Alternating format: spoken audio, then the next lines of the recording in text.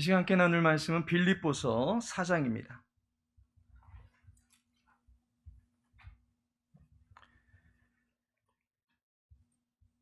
빌립보서 4장 11절에서 12절까지의 말씀입니다.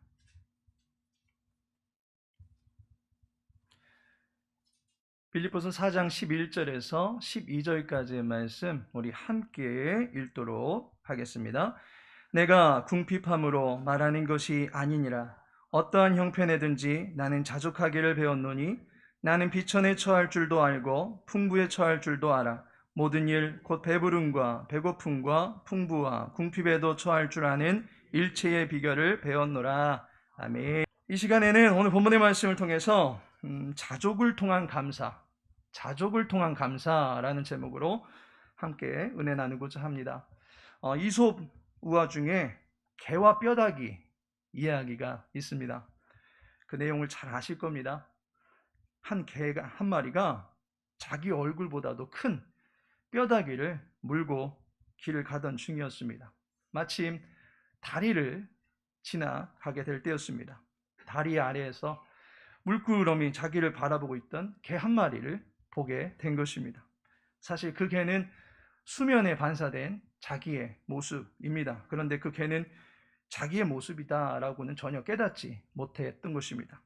물에 비친 개를 가만히 보고 있자니 그 개가 자기와 마찬가지로 커다란 뼈다귀를 물고 있는 것 아니겠습니까? 그 순간 자기도 뼈다귀를 갖고 있음에도 불구하고 물에 비치고 있던 그 개가 물고 있는 그 뼈다귀가 탐이 났던 것입니다. 물수면이 돋보기처럼 되어 있다 보니까 그 개가 물고 있는 뼈다귀는 더 커 보였던 것입니다. 그 순간 물속에 비친 개를 향해서 위협적인 표정을 짓고서 사납게 지저대었습니다.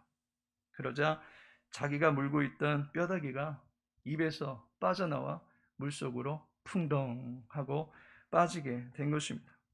그제서야 그 개는 그것이 바로 자기였다라고 하는 것을 알게 됐고, 개는 모처럼 만에 구한 뼈다귀로 잔치할 기쁨이 기대가 되었었는데 그 기쁨마저도 상실케 되었던 것을 보게 됩니다. 허탈한 발걸음으로 집으로 터벅터벅 돌아오던 그 개의 이야기를 잘 아실 겁니다. 서두에서 소개한 이 이솝 우화와 함께 여러분들과 나누고 싶은 이야기가 있습니다. 이 시대가 잊고 사는 것이 있습니다. 어쩌면 이 시대가 회복해야 되는 그런 내용일 수도 있을 것입니다. 우리 모두는 자족을 모르거나 또한 자족하기를 포기한 그런 삶을 살아가고 있다라고 하는 것입니다. 이솝 우화에 나타난 개처럼 갖고 있는 것만으로도 충분한 잔치를 할 수 있었음에도 불구하고 더 많은 것을 가지려 하고 또 갖지 못해서 안달을 부리고 있는 것이 우리들의 모습이 아닐까 싶습니다. 많이 갖고 높이 오르고자 하는 모습이 희망이다라고 하는 이름으로 포장이 되어 있습니다. 꿈의 성취를 위해서 노력함으로 더 많이 갖게 되고 더 높이 오르게 되는 것이 꿈을 이룬 자의 한 단면이다라고 볼 수는 있을 것입니다. 그 자체가 나쁜 것은 아닐 것입니다. 자족을 모른다라고 하는 것은 희망을 이루었음에도 불구하고 그 순간 만족할 줄 모른다라고 하는 것이 문제인 것입니다. 감사가 없습니다. 불만을 터뜨립니다. 지금의 상황보다 더 나은 또 무언가를 갈망하면서 자기 자신이 이룬 것 또한 자신에게 주어진 것들을 조금도 가치 있게 여기지 않는 그러한 삶의 자세를 우리는 경계해야 된다라고 하는 것을 서두의 이야기를 통해서 함께 나누고 싶었던 것입니다. 이스라엘 백성들이 가나안을 향해서 나갑니다.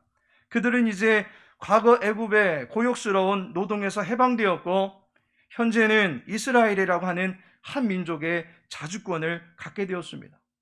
그럼에도 불구하고 그들은 선택받은 거룩한 민족의 자존감과 노예됨의 족쇄를 끊어내고 자유를 얻었음에도 불구하고 지금 당장 먹고 살 수 있는 양식이 없다라고 하는 것에 불만을 터뜨렸던 것을 보게 됩니다. 여호와 하나님께서는 참으시고 그들에게 먹을 것을 공급해 주셨습니다. 만나라고 하는 양식을 주셨습니다. 그러자 이번에는 고기가 없다고 불평을 합니다. 그래서 여호와 하나님께서 고기를 주십니다. 그런데도 더 많은 고기를 먹고 싶어 했고 더 많은 만나를 거두어 드리기에 급급했던 이스라엘 백성들의 탐욕스러운 모습을 보게 됩니다. 그리고 막상 가나안 땅의 입성을 바로 앞에다 두고는 그 땅보다 만나와 메추라기를 먹는 지금의 삶에 안주하고 가나안 땅에 들어가는 것에 부담을 느꼈던 것을 보게 됩니다. 이것이 바로 자족하지 못하는 데서 오는 모습이다라고 볼 수 있습니다. 자신이 가지고 있는 것에는 결코 만족함을 누리지 못하고 없는 것만을 이야기할 때 어찌 자족함이 나올 수 있겠습니까? 결국 자족을 모르면 어떠한 일이 벌어지겠습니까? 부족분을 채우기 위한 술수가 나타날 수밖에 없다는 것입니다. 대부분의 범죄가 자족하지 못한 데서 오는 그러한 범죄다라고 해도 과언이 아닐 것입니다. 부족한 재물을 채우기 위해서 도둑질이 나타나는 것입니다. 성욕을 채우기 위해서 강간이 나타나는 것입니다. 자존심이 무너졌다고 그것을 채우기 위해서 상대를 짓밟고 살인을 하고 고소고발하는 모습들이 나타나는 것을 보게 됩니다. 한 명의 배우자에게 감사치 못하고 또 다른 내연자를 두게 되는 것을 보게 됩니다. 나의 위치에 만족치 못하고 내 위에 있는 자들을 끌어내리기 위하여 모함을 저지르고 내 아래에 있는 사람들은 길을 펴지 못하도록 기회를 주지 않는 것을 보게 됩니다. 이 모든 것들이 자족하지 못하는 데서 비롯된 악입니다. 내게 주어진 것에 대해서 결코 만족할 줄 모르고 밑빠진 항아리 마냥 채우고 또 채워도 채워지지 않는 욕심을 우리는 희망이라는 이름으로 포장하며 살아가고 있다는 것입니다. 우리 사회의 수많은 범죄의 근본적인 원인이 자족하지 못한 데서 비롯되고 있다라고 하는 사실에 우리는 경각심을 가져야만 할 것입니다. 그렇다면 이 문제점의 원인이 무엇입니까? 자족을 모르고 사는 근본적인 이유가 무엇이겠습니까? 자신이 가지고 있는 것에 만족하지 않을 뿐더러 타인이 가지고 있는 것인데도 그것을 어떻게든 빼앗아서 오로지 나의 정과 욕심을 채우고자 하려는 그 근본적인 원인이 무엇이겠습니까?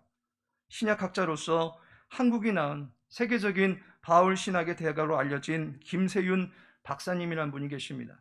그분이 쓴 책 구원이란 무엇인가에 보면 죄인의 실체에 대해서 이야기합니다.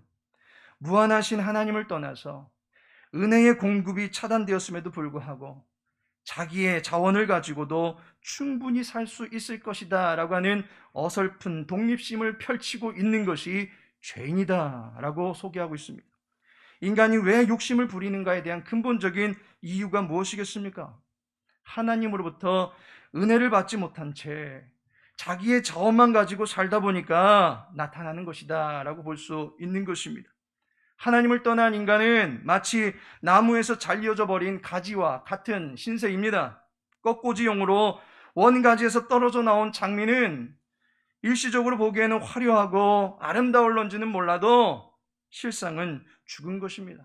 말라 비틀어져 썩어 버릴 수밖에 없는 것입니다. 하나님을 떠난 죄의 지배 아래 있는 죄인들의 실상이 바로 이와 같다라고 하는 것입니다. 더 이상 그 어디에서도 만족을 위한 영원한 가치를 공급받지 못하고 있습니다. 그러니 자기 해소가 필요합니다. 자기 충족이 필요합니다. 내 자원이 유한하니까 그 자원이 부족하지 않도록 갈취하고 약탈하고 탐심을 부리고 부정을 저지르며 사기 등을 저질러서 내 자원의 유한함을 어떻게든 채우고 어떻게든 끌어가려고 하는 것입니다. 결국 자족하지 못하는 근본적인 이유는 하나님을 떠난 죄에서 비롯되는 것입니다. 하나님을 떠난 죄인의 모습이 어떻습니까? 자기의 형편을 인정하지 않습니다. 내가 이런 대우를 받을 사람이 아니다 라고 늘 생각합니다. 나를 이렇게 대우하는 타인이 몹쓸 인간이고 나를 이렇게 만든 것은 모두 다 타인의 탓이다 라는 이유로 우리의 모든 부족함은 내가 아닌 남의 탓으로만 인정하고 있습니다. 그리고 나는 원하지 않았지만 내가 이렇게 될 수밖에 없는 것은 모두 다 남의 탓이고 환경 탓으로 돌리는 모든 사람들이 자족을 모르는 모습을 나타내는 것입니다. 똑같은 환경을 보고 왔어도 어떤 사람은 환경을 정복합니다. 하지만 어떤 이는 그 환경에 압도당하는 경우도 있습니다.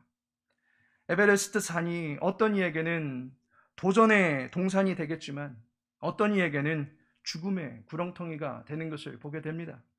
어떤 이에게는 라면 한 그릇이라도 따스한 만찬이 되겠지만 어떤 이에게는 라면이 건강을 위해서는 인스턴트 식품이다라고 하며 걷어차 버리는 경우도 있습니다.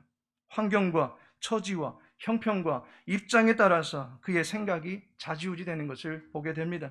이와 같이 늘상 변하는 것들에 우리의 인생에 놓여질 때에 우리는 그때마다 좋았다, 싫었다를 반복하고 감사할까 말까, 자족할까 말까 하다가 감사를 망각하고 자족을 잃어버리는 인생을 살아갈 수밖에 없다는 것입니다.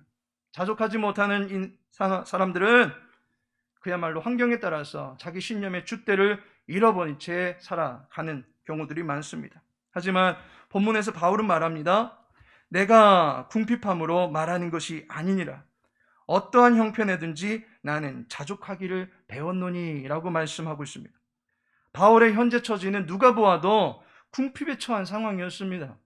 왜냐하면 빌립보서는 바울이 기록한 4개의 옥중 서신 가운데 하나의 서신이기 때문입니다. 때문에 바울은 현재 자유를 잃어버린 채 감옥에 갇혀 있는 것을 보게 됩니다. 그에게는 좋은 옷, 맛깔스러운 음식, 인격적인 대우를 받기가 어려운 그런 상황이었습니다. 물리적이든 정신적이든 모든 면에서 그야말로 궁핍한 그러한 처지에 놓여져 있습니다. 누가 봐도 그가 가진 것은 전혀 없었고 가지고 있는 것마저도 박탈당한 상태에 놓여져 있는 것을 보게 됩니다. 그런데 바울이 지금 무엇이라고 말하고 있습니까? 어떠한 형편에든지 나는 자족하기를 배웠노니 라고 말씀하고 있습니다. 현실을 부정하는 것이 아닙니다. 다양한 인생의 처지에 처할 수 있다. 어떤 처지에라도 놓일 수 있다라고 하는 것을 바울은 인정합니다. 하지만 그는 자신이 어떤 처지에 있다 할지라도 나는 이 안에서 자족하기를 배웠다라고 말하고 있습니다. 형편이 이러저러한 처지에 있을 수 있겠지만 그 어떠한 처지에서도 자족할 수 있는 비결을 나는 배웠다라고 말하고 있습니다. 다시 말해서 현실에 나는 지배를 받는 것이 아니라 그가 배우고 깨달아 알고 있는 확실한 신념에 의해서 흔들리지 아니하는 입장을 갖출 수 있다라고 말하고 있는 것입니다. 바울은 자족의 능력을 갖추고 있었던 사람입니다. 그렇다면 우리가 역시 자족함의 비결을 갖출 수 있는 방법이 무엇이겠습니까? 본문의 2절의 마지막 부분을 보니까 11절에 자족하기를 배웠노니 그리고 12절에는 일체의 비결을 배웠노라 라고 말씀하고 있습니다. 자족, 배워야 하는 것입니다. 무엇을 만족하며 살아야 하는지를 가르쳐주고 알게 해주는 것이 우리들에겐 필요합니다. 사람들은 자기 자신을 비하하는 경우들이 많습니다. 자신이 못났다라고 생각합니다. 그러다 보니까 세상에 가진 자, 소위 잘 나가는 사람들을 무조건 미워하는 사람들도 있습니다. 그들에게 악플을 던집니다. 그리고 그들에게 증오와 분노심을 갖게 되는 경우들도 있습니다. 1994년에 붙잡혔던 지존파들이 그랬던 것 아니겠습니까? 부유층에 대한 증오심으로 살인자금을 모은다고 선량한 시민들에게 피해를 입혔던 주범들인 것을 보게 됩니다. 자신들의 처지를 부유층의 사람들과 비교해 볼 때에 한없이 열악해진 듯한 처지로 이해했었기 때문에 그러한 극악무도한 범죄를 저질렀던 것 아니겠습니까? 나는 없는데 그들은 있고 나는 낮은 데에 있는데 그들은 높은 곳에 있다라고 하는 그 사실에 반감을 가지고 사회적 악행을 저질렀던 것을 보게 됩니다. 내게 없는 것만을 한없이 집중한다면 우리는 늘 부족투성이일 것입니다. 기린이 물속 깊은 곳에 물풀을 뜯지 못한다고 해서 기린이 무능하다라고 말할 수는 없을 것입니다. 물고기가 하늘을 날지 못한다라고 해서 물고기가 무가치한 생물이다라고 말할 수는 없을 것입니다. 저마다의 특별한 가치가 주어져 있습니다. 우리는 그 가치를 볼 수 있어야만 할 것입니다. 고린도전서 15장 41절에 보니 해의 영광이 다르고 달의 영광이 다르며 별의 영광도 다른데 별과 별의 영광이 다 다르도다라고 말씀하고 있습니다. 이것은 세상 끝에 우리가 부활할 때에 모두 다가 저마다의 영광을 갖추게 될 것이고 각각의 고유한 가치를 지닌 존재들로서 부활하게 될 것이다 라고 하는 것을 약속해 주고 있는 말씀입니다. 그런데 이 말씀에 보면 부활을 소망하고 살아가는 우리들은 부활 때만이 아니라 이 땅을 살아가면서도 부활의 소망을 가진 자로서 저마다의 영광을 나타내며 살아갈 수 있다라고 하는 사실입니다. 따라서 우리 각자는 알아야만 할 것입니다. 우리 각자는 하나님 보시기에 영광스러운 존재들이다라고 하는 사실을 알아야만 할 것입니다.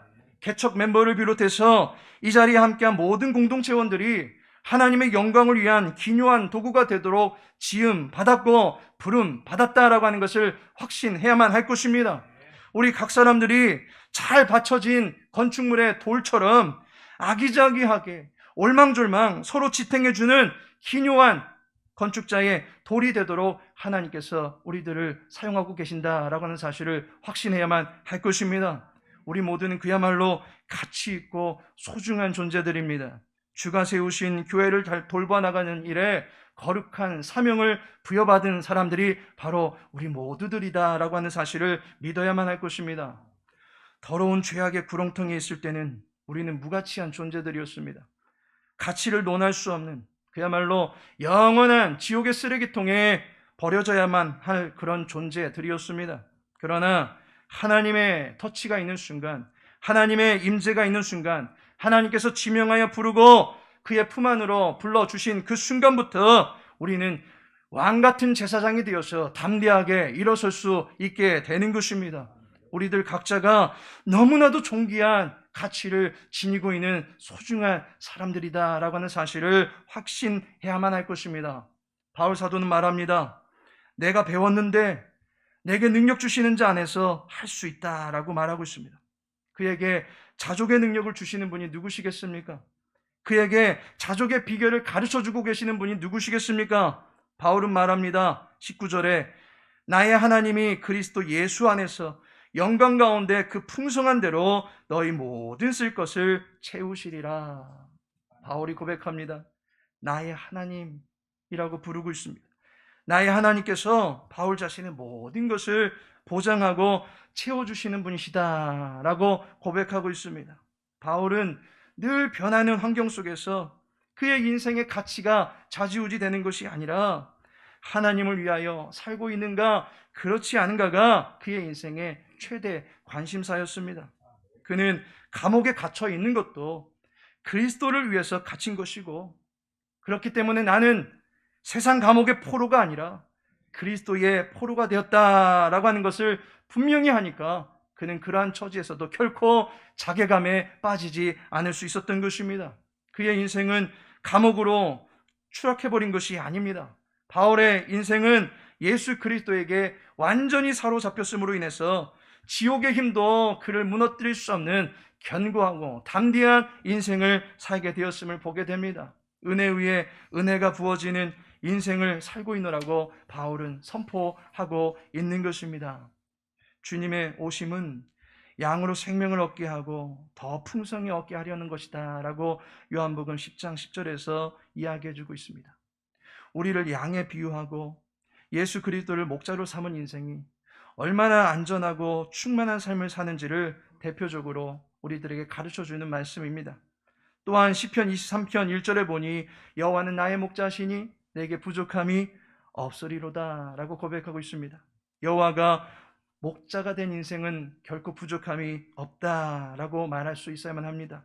여호와께서 때에 따라 가장 좋은 꼴을 먹여주시고자 우리를 인도하신다라고 하는 사실을 인정하고 사는 백성들은 그의 형편과 처지가 눈으로 보여지는 것과 다르게 하나님의 부유하신 가운데 놓여져 있다라고 하는 것을 확신할 수 있게 되는 것입니다. 그런 말미암아 모든 범사 속에서 하나님의 일하심을 인정하며 하나님께 감사하며 자족하며 살아갈 수 있게 되는 것입니다. 주님만이 우리가 자족하고도 남을 기쁨을 주실 수 있는 분이심을 확신하고 자족의 은혜를 풍성하게 누릴 수 있는 저와 여러분 되어지기를 축복합니다. 하나님께서 사랑하시는 성도 여러분, 크리소스톰이라고 하는 황금의 입이라고 하는 별명을 가진 최고의 설교가가 있습니다. 그가 말하기를 우리는 나의 것과 너의 것이라고 하는 차디찬 용어로 나누기를 갈망한다라고 말하였습니다. 하지만 나와 너는 하나님의 것이고 우리의 하나님이 우리와 함께 계시며 우리를 책임지신다라고 하는 이 진리를 인정하는 사람은 나누고 분리하는 것에서 자유로워지며 상대적인 부족이나 열등감, 우월감에 휘말리지 아니한 채 자족하며 살아갈 수 있다라고 말하였습니다. 바울은 비록 감옥에 갇혀 있었지만 하나님과 동행하며 그리스도의 포로가 된 것으로도 만족할 수 있었습니다. 마찬가지로 우리의 충만이 되시는 하나님과 그의 아들 예수 그리스도 안에서 우리 모두도 성령의 능력으로 자족하며 살아갈 수 있게 되기를 소망합니다. 우리의 모든 삶이 하나님께서 일하시는, 그로 말미암아 감사의 제목들을 만들어주시는 하나님의 일하심을 보게 되는 기적의 현장들이 되어지기를, 그로 인하여 하나님께 감사하며 하나님을 영화롭게 드릴 수 있는 저와 여러분의 삶이 되어지기를 예수님의 이름으로 축복합니다. 다 같이 기도합니다. 아버지 하나님, 주님 안에서 살게 하시고 주님의 통치를 기뻐하며 살게 하시니 감사를 드립니다. 환경이 아닌, 소유가 아닌 오직 그리스도 예수 안에서 영혼의 풍족함을 누리며 살아갈 수 있는 우리들 될 수 있도록 도와주옵소서. 자족의 은혜와 그 비결을 온전히 누릴 수 있도록 도와주옵소서. 범사의 주님을 인정하며 감사하며 살아갈 수 있는 금주 한 주간이 되어지기를 소망합니다. 아버지 하나님, 명절을 보내게 됩니다. 우리 사랑하는 모든 교우들의 귀성길 가운데 안전을 지켜주시고 온 가족이 함께 모인 가운데 하나님의 하신 일을 증거하며 믿음의 교제를 나누고 돌아오시는 우리 모든 믿음의 권속들 다 되어질 수 있도록 은혜 베풀어 주시옵소서. 모든 주께 부탁하며 예수님의 이름으로 기도합니다. 아멘.